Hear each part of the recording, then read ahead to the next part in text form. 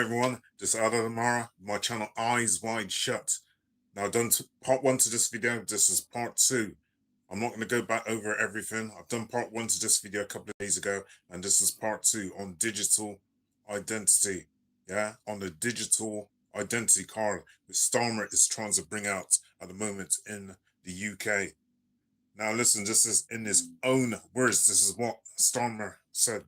And that is why today I am announcing this government will make a new free of charge digital ID mandatory for the right to work by the end of this parliament. Let me spell that out. You will not be able to work in the UK, that is in the United Kingdom, if you do not have a digital ID. It is as simple as that. So basically he's dictating to the general public. He's dictating to people what he's going to do. There's a lot of people that's protested against this, yeah, back in the UK, and I'm going to read out some of the remarks that people have made. He is not listening to the people. He's just simply going ahead with what the elite want to do, okay? Because they're the ones who's really behind him, pushing all the buttons, yeah? The Prime Minister is not the head of government. There's people much higher up than him behind him and pulling the strings. If you don't believe me, go and check it out. There's some powerful people, right, in this world. Much more powerful than our presidents and our prime ministers, right? They only make up about 1% of the population, and they have so much power and so much control over the other 98 or 99% of us. They have the instruments of power. They control the media. They control the newspapers. They control the TV, right? And a whole other heap of other things. They have the means of production, and they have the power and the instruments to be able to control things. These people run corporations, and corporations run governments. If you don't believe me, go check out the information for yourself. Don't believe anything that I say to you. I want you to go and check the information for yourself. If Starmer really cared that much about people, he would be listening to those people who have said, like, listen, we don't want this digital ID card, okay? We don't want it. So why are you then pushing ahead with wanting to have this ID card put through? This thing has been a long time in planning, because Blair tried to put it through, yeah, when he was prime minister, and that got knocked back. Now he's behind this again, this Blair, along with who? Along with Starmer and some other people. All right, let me read on. This is what Starmer said. Because decent, pragmatic, fair-minded people, they want us to tackle the issues that they see around them. And of course, the truth is we won't solve our problems if we don't also take on the root causes, looking upstream to tackle poverty, conflict, climate change, issues that aren't just intolerable for those of us, and I say again, for those of us who care about inequality and injustice wherever it's found in the world. Wherever it's found in the world. Listen, there's a worldwide thing that they're trying to roll out. Yeah? These digital cars, along with smart cities. Go read up on smart cities. Look how many cities in the UK are signed up for this smart city scheme. There's about 8 cities so far, with more intended to roll out this thing. You've got London, you've got Bristol, you've got Birmingham, you've got Manchester, you've got Newcastle, you've got Edinburgh. I believe they tried it out also in Cambridge. Was it Oxford? And they turned it down, and citizens wouldn't have it. They just wouldn't have it there. And you're going to see a lot of people pushing back, like they have been doing in Bristol, yeah, especially in that area, St. George, and right. Anyway, in the borough of St. George. Listen, if Keir Starmer is trying to make out that he's so caring about the citizens, then why is he not listening to those people, almost 3 million, who signed a petition to say they don't want the digital ID? Yeah? And there's other forms of identity that we use anyway, yeah, such as our driving license and our passports, and also our national, and also our national insurance number. So why do we need this digital ID? People are saying that it's going to feel like living in some kind of prison. Well, that's the way we're moving at the moment, isn't it? Right? Let me find some of the quotes that people have made. I think I've got some quotes here somewhere. So, this is on YouTube. Patriotism, dignity, and respect. Oh, and democracy. We value our freedom. We will not accept dictatorship.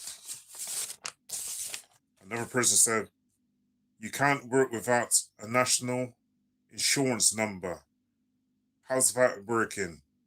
Which is true. You need to have national ID in order to work in this country. And people always find ways around that anyway. Okay? You got people at the moment that's illegally working in this country. You think that just because you're going to bring out digital ID that is going to stop anything? I don't think so. All right? There'll always be a way people find around things. And it's not really about people working in this country while the digital IDs come out. It's about control. It's about controlling people, controlling their movements, controlling what they can spend, controlling where they can go. And it's also tied into this globalization thing about sustainable goals. It's also tied into that. They don't want us just going anywhere and just spending our money on certain things. They want to try and control every aspect of our lives. Soon, you won't have a choice as to what you can buy in a shop. You won't have a choice as to what you can eat. You won't have a choice as to where you can drive. Often you can drive. Or how often you can have a holiday or fly on a plane or travel on a train down to, say, London or up to Manchester, wherever. Every aspect of your life will be controlled. Look in China, they have this thing called a social credit score system as well as digital ID. They're the leading country on this. Digital ID and a social credit score. Now, digital ID, that is tied, right, to central government.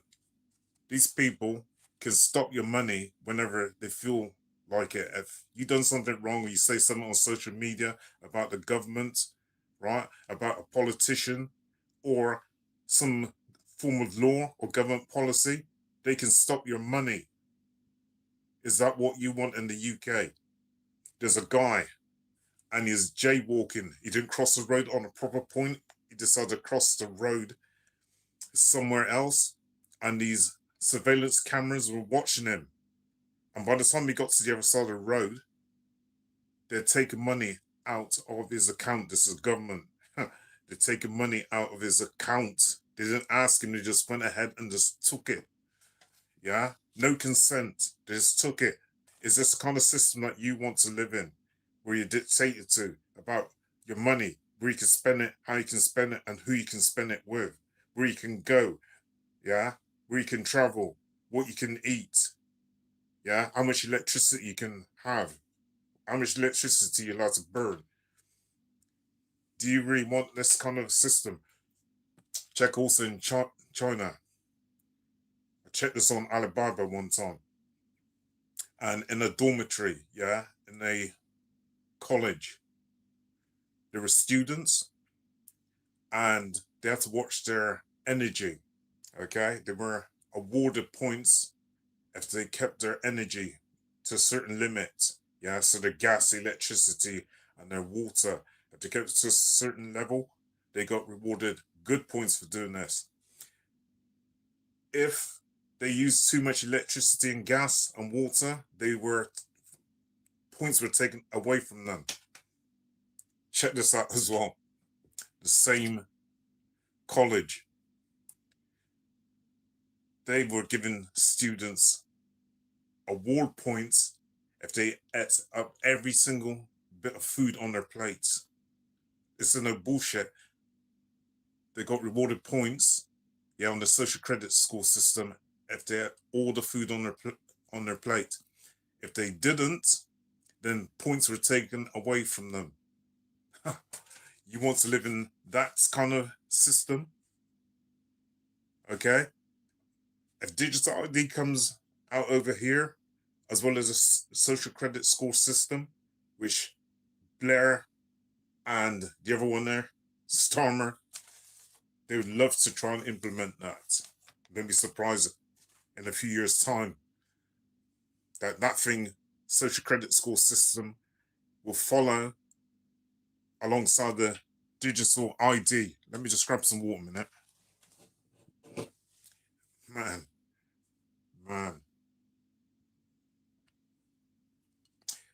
we are becoming a dystopic society. We're moving to this dystopic world. As George Orwell talked about in his book, 1984, go read that book. Go read that book when he talks about the false police. And the false police. It's coming, people. The funny thing is as well, George Orwell, that's not his proper name. Go check out what his proper name is. And he wrote about this dystopic world. He talks about in a book called 1984. There's another book as well. I think it's called Animal Farm. Go read those books. Very intriguing stuff. But you know what? He's linked to the Fabian Society. Who are the Fabian Society? I'm going to read you something about them in a minute. But let me just say this. Do you want to be locked up digitally? And where we also have these things called smart cities, where you only be able to travel outside of these cities at certain times of the day, and you'll be monitored by these surveillance cameras, which they got up everywhere at the moment. They got them in the shops, they got them in the petrol stations, they've got them on the road as well as these massive 5G towers. They're monitoring every single thing that you're doing, every aspect. Right now I'm on this camera, and believe they're monitoring what I'm doing. They're monitoring what I'm saying. They're looking at my biometrics. That's my eyes, the shape of my face, my mouth, my teeth, the way that I speak, the way that I walk. You go into the supermarket, you get the same thing. They're looking at the way that you walk. They're looking at what you're picking up in the shop, what you're purchasing. They're looking at the person that's with you, how they walk, yeah, how they talk, what they're purchasing, okay, and whether they're using digital, whether they're using card, whether they're using their phone, or whether they're using cash. Keep cash alive, people. Keep cash alive, because the more digital we go and cash is gotten rid of, then it's going to be a loss of your choices and a loss of your freedoms. Now, there's a guy who works for W.E.F. He's no longer working for W.E.F, but he was the founder of W.E.F, and his name is Klaus Schwabs. Klaus Schwabs. You have nothing, but you'll still be happy. You'll have nothing, but you will still be happy. What does he mean by that? And he also said, don't let a good crisis go to waste. Don't let a good crisis go to waste. So you see, when people go out and they start protesting, they start going out on strikes and all that, it helps those people to tighten up the laws, to make even more surveillance laws. Look how much surveillance laws there is in the UK, and anti-terrorism laws. There's a whole heap of them. And now they're putting a new clause, this is the Labour Party, for peaceful protests. They say if you support some of these terrorist groups, that you might get 10 to 15 years, I think the maximum is 15 years in prison, and a fine for supporting some terrorist organization like Al-Qaeda. But check this, most people are going out on these marches, are going out on the marches not because they're supporting some terrorist group, okay? They're going out because they see certain things that they're watching on television, right? Certain people being unalived. I have to be careful about what I'm saying. Some people being unalived, kids being unalived, mothers being unalived, yeah, fathers being unalived, and they got nothing to do with what is going on. They want peace. They want peace in the world, all right? Trying to link, this is the government trying to link people or protesters to these groups such as Al-Qaeda. Most people don't have that interest. They're marching because they don't like what they see, what's going on, and what they see through the eyes of the TV. And guess what? It's you, the elite, that's putting these things out there, yeah, for people to watch. And then afterwards, when people march and they say they don't want to see these wars going on, yeah, between Palestine and Israel, they don't want to see the wars going on between Ukraine, yeah, and Russia. You put that on TV and then expect people not to have a reaction to that? You damn well know that people's going to go out and march. You damn well know people's going to go out and protest. And you take that to your advantage. Don't let a good crisis go to waste. As Klaus Schwab said, you will have nothing, but you will still be happy. What does he mean by that? Go read up on Agenda 20 now has been changed to Agenda 2030. Agenda 2030 under W.E.F. That's the World Economic Forum. Go read up on the UN's policies also. This thing in regards to globalization, how they're using that as their main agenda for 2030. Yeah? That's why you're going to be locked up in these smart cities. They want to get the cars off the road as well. Yeah? They're trying to bring in this new technology coming up for 2030, and a lot of people's going to be losing their jobs. If you're not trained with using computers, I'm sorry, but you are going to really suffer, because I don't see how you're going to manage to keep your job if AI and robots start to take over. Because they reckon worldwide, 300 million, not 3 million, 300 million jobs may be lost in the next 5 years or so. I think it's going to be a lot more than that. Because I'm reading somewhere that by 2030 to 2035, something like 70 to 80% of jobs that we can do as humans will be done by machines. And remember, machines don't need sleep. Machines never get sick. Machines can work around the clock 24/7. Machines don't have unions. Machines don't go out and protest. Not yet. Right? So they don't need pain. How are you going to compete with that?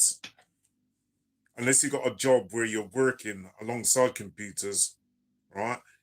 You're going to have to accept the fact that you might lose your job. Let me quickly read got to read this, man. I'll digress slightly, but this is all tied in together, right? Goldman Sachs has consistently predicted that generative artificial intelligence could automate significantly impact the equivalent of 300 million full-time jobs globally, a forecast reiterated in a report published in March 2023 and referenced again in January 2025.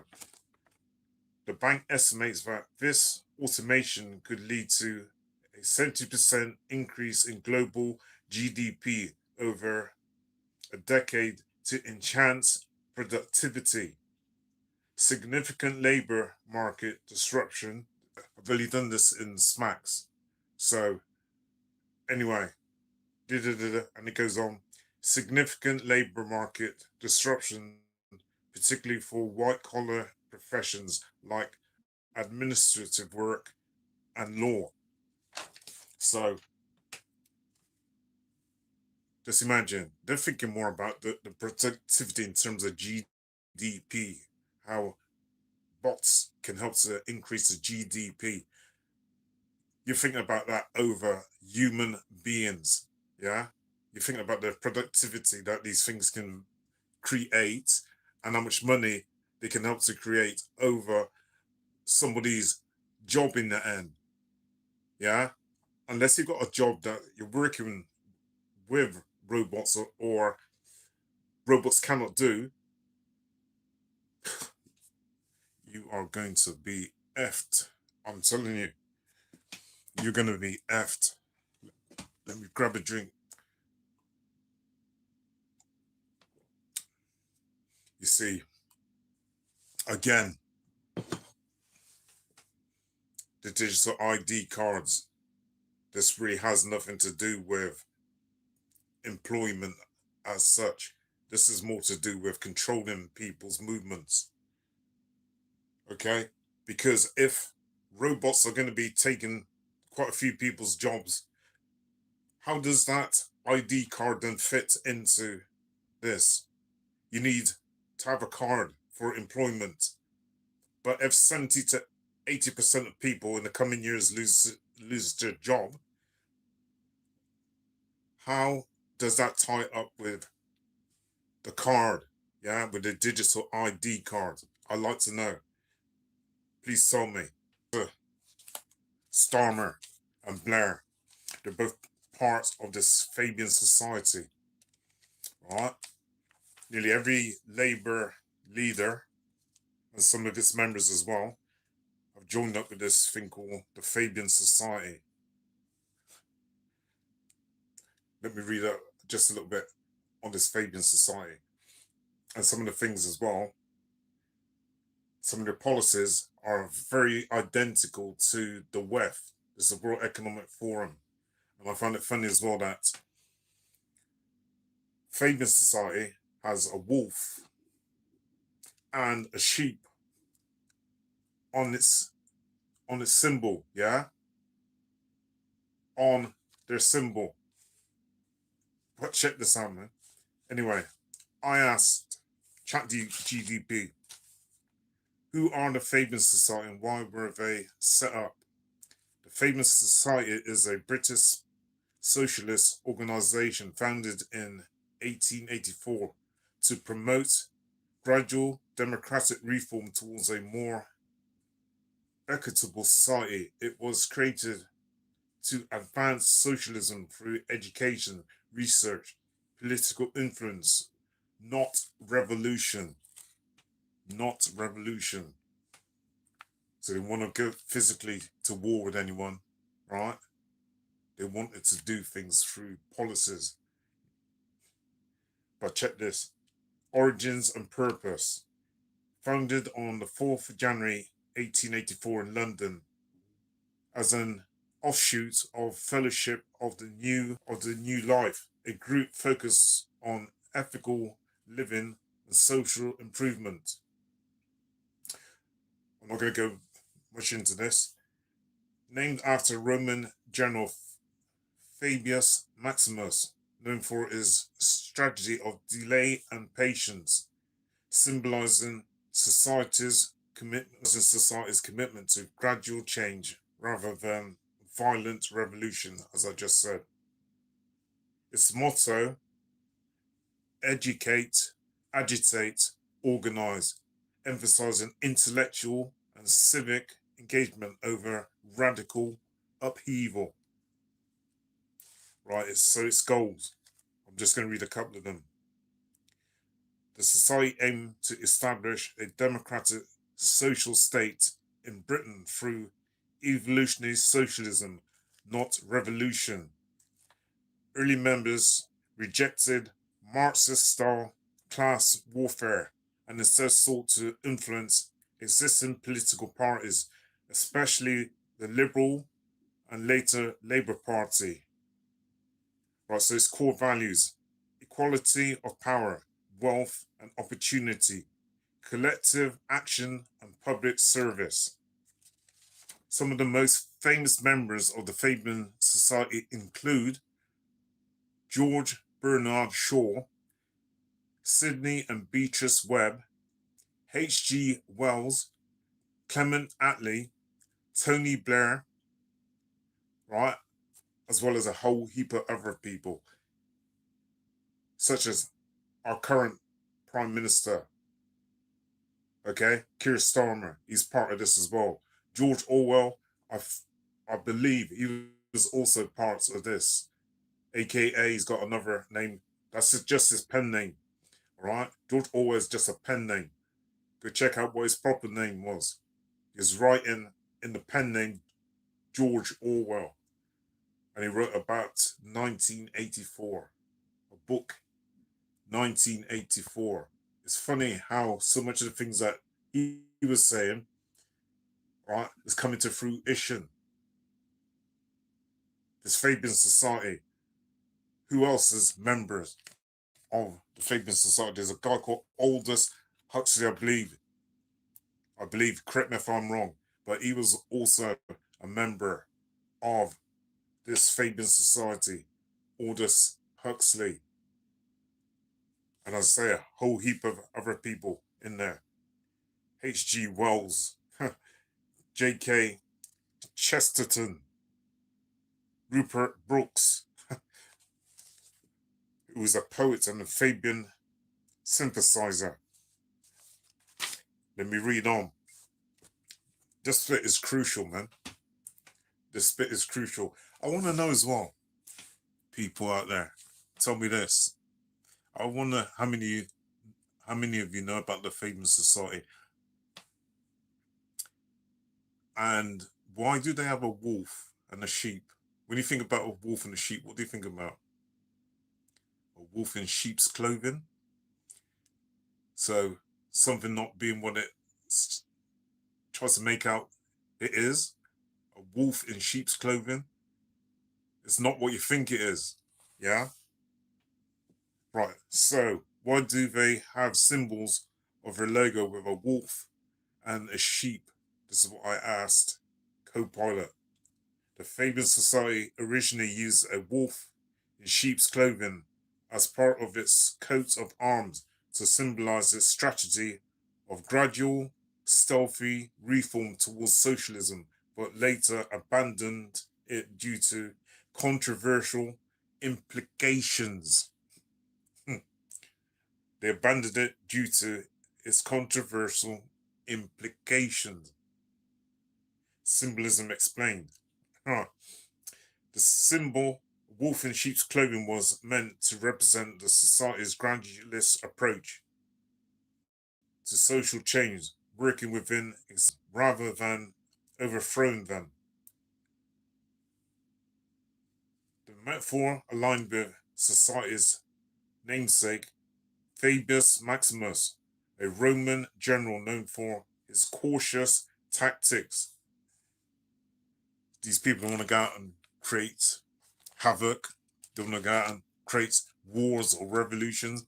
They're working silently in the background, silently going through all the institutions, silently making all the policies, silently making all the moves which the rest of us might not see. Sheep, right? A wolf in sheep's clothing. A wolf in sheep's clothing. You got to remember what the original motto meant. Now they changed that from the wolf and the sheep, okay, on their emblem to what? A tortoise. I gotta laugh. They changed it to a tortoise. They changed it to a tortoise. Why a tortoise? A tortoise moves very slowly as well, doesn't it? Okay? Gradually, slowly, but methodically moving and creeping and going about its business, right? Acting in innocence. Okay? When you see a tortoise, you think it's quite a peaceful animal. Yeah? However, a tortoise can have more than one meaning. Because if you look at a tortoise, if it puts its head back inside of its shell, what does it mean then?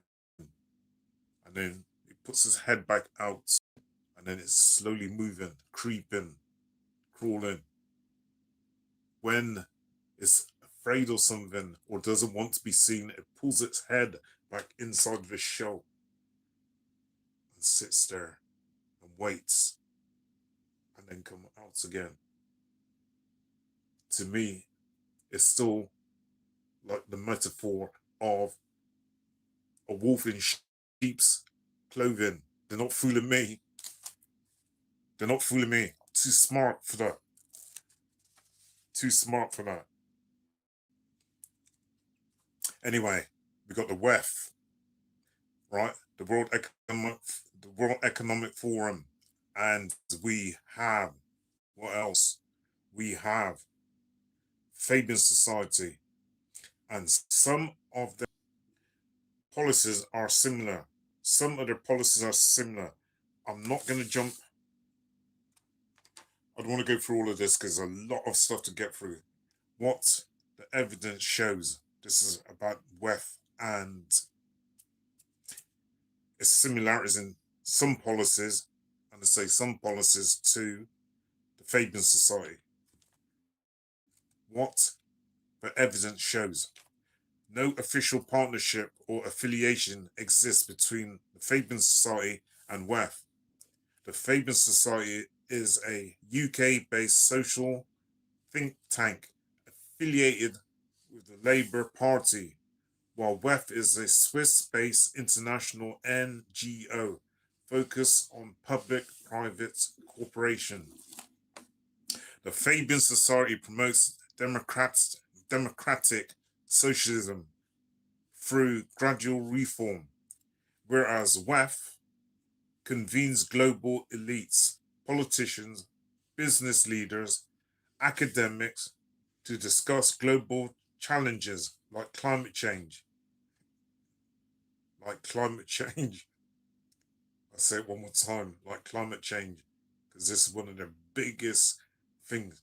Yeah, this is a similarity between the group about climate change, inequality, and technology. Where's that? The new industrialized revolution is AI and bots and avatars. This is what they're trying to assimilate into society. Right. Some commentators and conspiracy theorists have drawn ideological parallels, suggesting both groups support centralized global governance or technocratic control. These claims often cite the Fabian Society historical interests in internationalism and the W.E.F's global reach. Right, shared themes, but not shared structures. Shared themes, but not shared structures. Let me read them out. While they operate independently, both organizations have promoted sustainable development, multilateral cooperation, social and economic reform, global policy dialogue. Okay, however, these are broad goals. However, these are broad goals shared by many institutions and do not imply coordination or shared membership. Keep telling people in other videos that I've done, power doesn't operate by just having one wing. They have multifaceted organizations spread all over the place, right?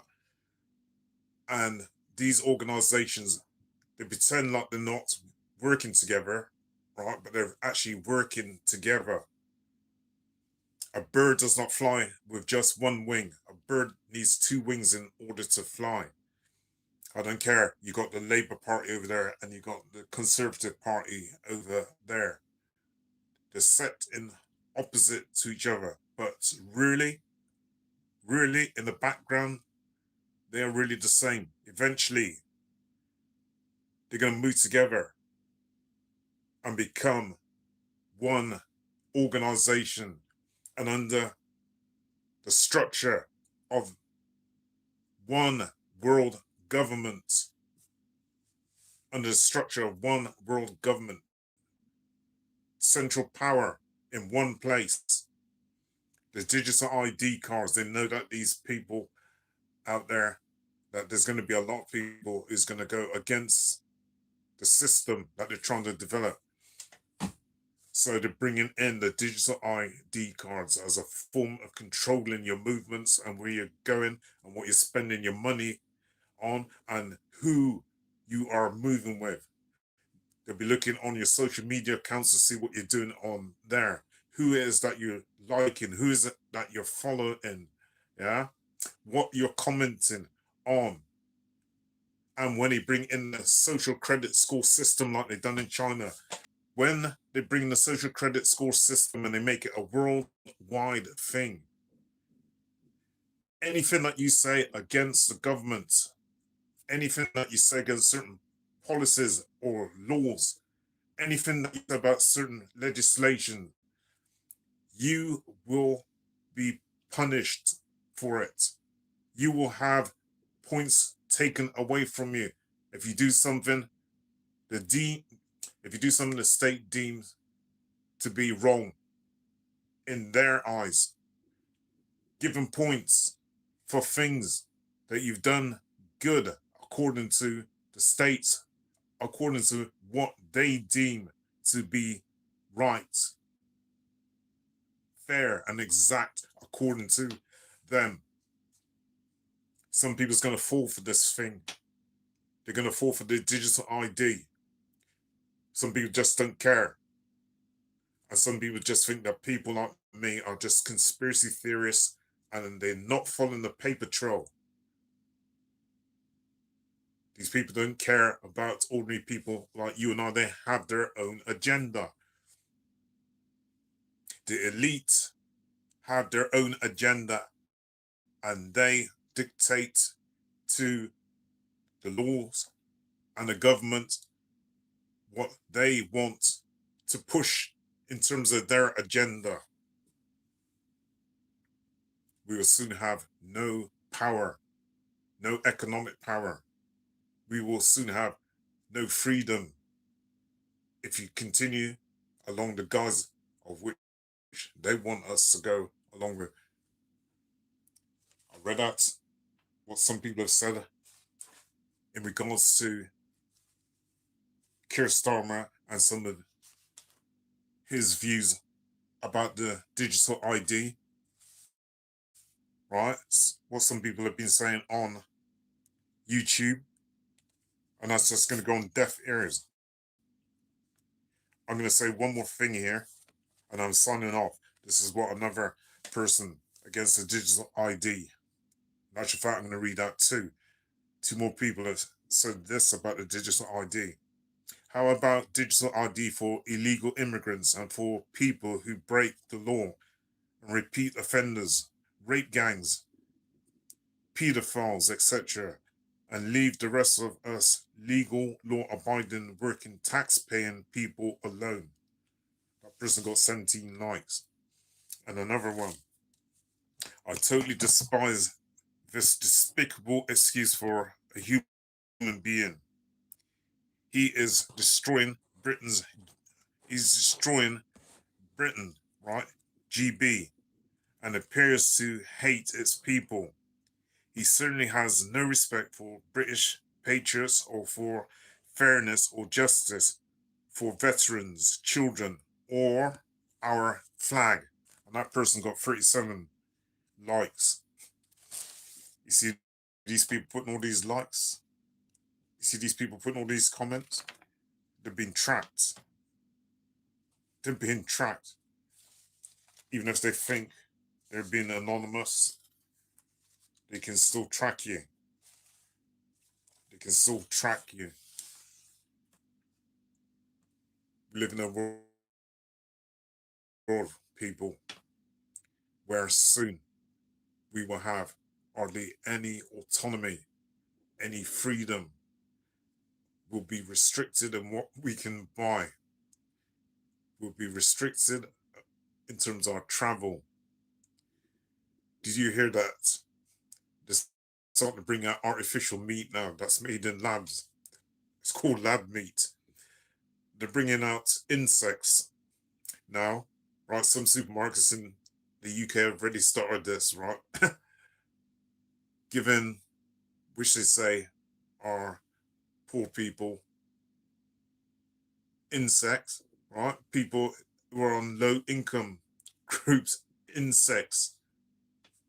This is what they're trying to do, attract low income group families to start to eat insects, bugs, all kinds of insects, and saying about the amounts of protein and vitamins they'll be able to get out of these things. This ain't no joke, people. This ain't no joke. You guys have to wake up. Anyway, this is Amara. If you like this video, you know what to do. Like, comment, subscribe, and share, and leave a comment. Thank you.